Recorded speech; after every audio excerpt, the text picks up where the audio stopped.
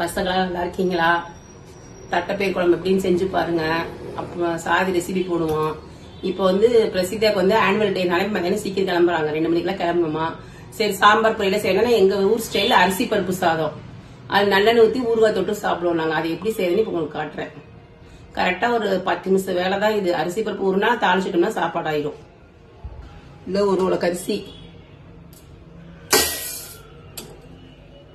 நாங்க ஒரு உலக அரிசிக்கு 1/2 உலக பருப்பு போடுவேன். ஏன்னா 2 ஈவனா இருக்கணுங்கிறதுக்காக. ஒரு உலக அரிசி 1/2 உலக பருப்பு.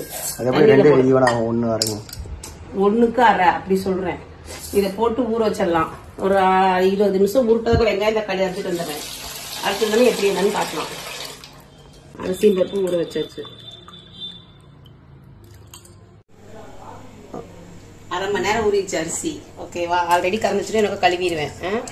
இதுக்கு வந்து ஒரு பெரிய வெங்காயம், 2 தக்காளி, 3 பச்சை மிளகா கீறி வச்சிருக்கேன் பாருங்க. இது வந்து 5 வரமிளகா கிள்ளி வச்சிருக்கேன். இவ்வளவுதான் காரத்துக்கு. கருவேப்பிலை, கொத்தமல்லி, இவ்வளவுதான். நல்லெண்ணெய் தான் இது ஊற்றணும். அதான் நல்லா இருக்கும். நல்லெண்ணெய் ஊற்றினாதான். நல்லெண்ணெய் 2 ஸ்பூன் ஊற்றிட்டேன். நான் எப்பவுமே கொஞ்சம் நிறைய எண்ணெய் ஊற்றுவேன். எங்கள் பிரசனாக்கு இது ரொம்ப பிடிக்கும் பருப்பு சோறு. அம்முக்கு எப்படி புளிக்குழம்பு பிடிக்குமோ பிரசனாக்கு அந்த பருப்பு சோறு தான் பிடிக்கும். பிரசனாக்கு பருப்பு சோறு பிடிக்கும். சரசுக்கு தட்டைப்பயிர் சோறு பிடிக்கும். சரசுக்கு பருப்பு சோறே பிடிக்காது. எண்ணெய் சூடாகட்டும். வச்சு பாரு 2 பட்டை குட்டி குட்டியா. ஒருத்தங்க கடுகு போடுவாங்க, நான் பட்டை போடுவேன். அவ்வளோதான். ஒருத்தங்க கடுகு உளுந்த மாதிரி போடுவாங்க. ஒரே ஒரு கிராம்பு பாரு, அவ்வளோதான். அது பொரியட்டும். இது ஈஸியான வேலை. டைம் வேணா பார்த்துக்கும். இது வந்து கரெக்டாக ஒரு 15 நிமிஷம் 10 நிமிஷத்தில் ஆயிரும். இது அவ்வளோதான் சமையல். அதுக்காக ஈஸியாக செய்யணும்.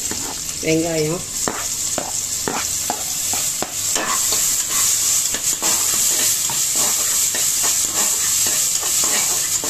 அடுத்து கருவேப்பிலை போடுறேன்.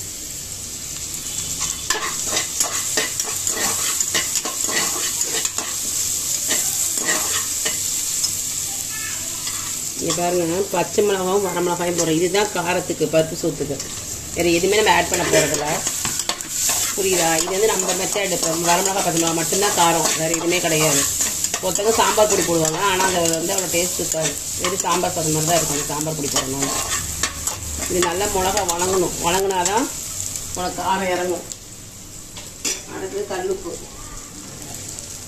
சாப்பாடு செய்கிற அளவு.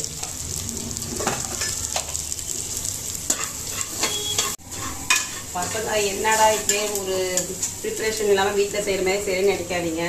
இன்னும் பழக்கம் ஆகலை. எனக்கு வீட்டில் செய்கிற மாதிரி டக்கு டக்கு செய்ய தோணுது. எப்படி நம்ம வீட்டில் செய்கிறோமோ அதே மாதிரி. அதனால் இன்னும் கொஞ்சம் ப்ரிப்ரேஷன் ஆகிறதே பொறுத்துக்கோங்க. அடுத்து தக்காளி,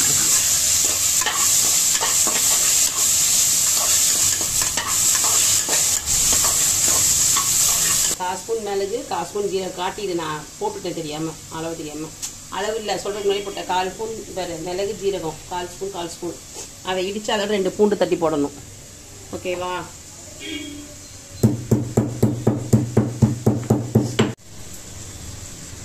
ஜெயா பாருங்க போதெல்லாம் அடிக்கடி கடையில் வாங்குவோம். சரியா? சாப்பாடு செய்ய போர் அடிச்சுன்னா உடனே கடையில் பிரியாணி ஆர்டர் போடுவோம், இல்லை தண்ணி குழம்பு ஆர்டர் போடுவோம், சோறு மட்டும் வச்சுக்குவோம்.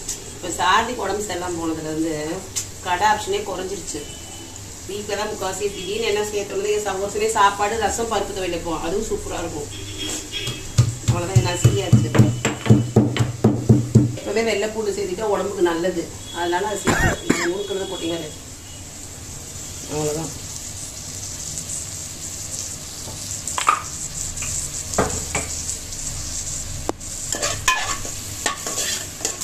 நல்லா வணங்கிட்டு பாருங்க. வெங்காய தக்காளி எல்லாம் மேஷ் ஆயிடுச்சு. காரம் மிளகா கலரே பாருங்க மாறிடுச்சு.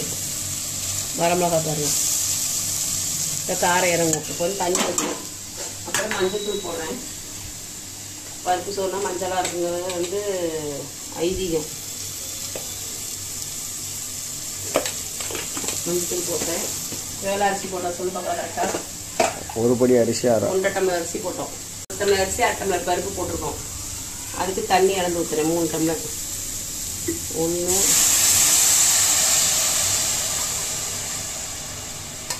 2 3 ஒரு 1/2 டம்ளர் சேர்த்து ஊற்றுறேன். ஏன்னா எங்கள் வீட்டில் பழைய அரிசி ஆயிடுச்சு. அதனால் 1/2 டம்ளர் சேர்த்து ஊற்றுறேன். பாருங்க, 1/2 டம்ளர் சேர்த்து ஊற்றிருக்கேன். ஏன்னா பழைய அரிசினால 1/2 டம்ளர் சேர்த்து ஊற்றுறேன்.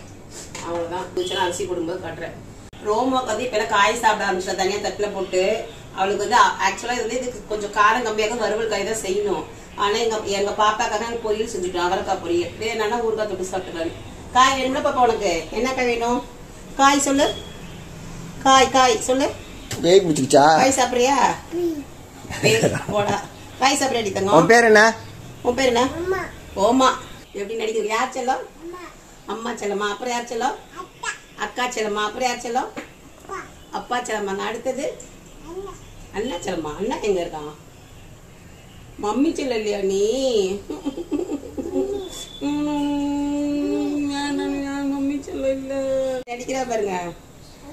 ஐயோ நீ மம்மி செல்ல இல்ல, நீ அப்பாட்ட போ. யார் செல்லம்? யார் செல்லம்? யார் செல்லம்? நீ யார் செல்லம் சொல்லு. பாத்தீங்களா எப்படி மாத்தி பேசுற? பாத்தீங்களா? நல்லா கொதிச்சிருச்சு. ஏன்னா எப்பவுமே கொதிச்சோன்னு போட்டா சீக்கிரம் வந்துடும் விசில், நல்லா இருக்கும். அரிசி கலந்து ரெடியா வச்சிருக்கேன், போட போறேன். வந்து அப்படியே நிக்கும் சாப்பாடு. அரிசி போட்டு ஒருத்தங்க அப்படியே விசில போட்டு முடிச்சனால சோறு அப்படியே நிக்கும். அந்த பருப்பெல்லாம் நல்லா நல்லா 2 கலர் கிளறி விட்டுணும். அவ்வளவுதான்.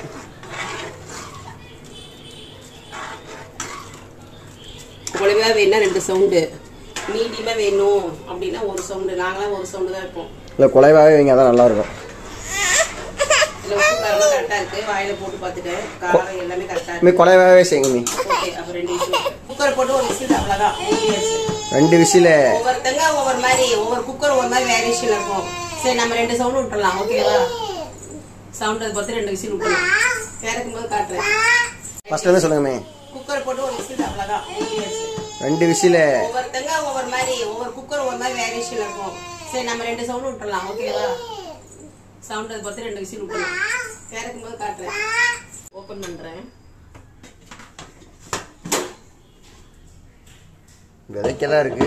விதைக்கெல்லாம் இல்லை, அப்படிதான் தெரியும். சின்ன அரிசினால எப்படி விதைக்க இருக்கும்? குழைவா இல்லையா? இப்படிதான் இருக்கு பருப்பு. என்ன பசை தெரியுதா இல்லையா? என்ன பசை தெரியுதா உனக்கு? க்ளோஸ் அப்ல வந்து காட்டு. இதுக்கு வெறும் ஊறுகாய் வச்சு திங்கவே போதும். தெரியுதா உனக்கு என்ன பசை தெரியுதா?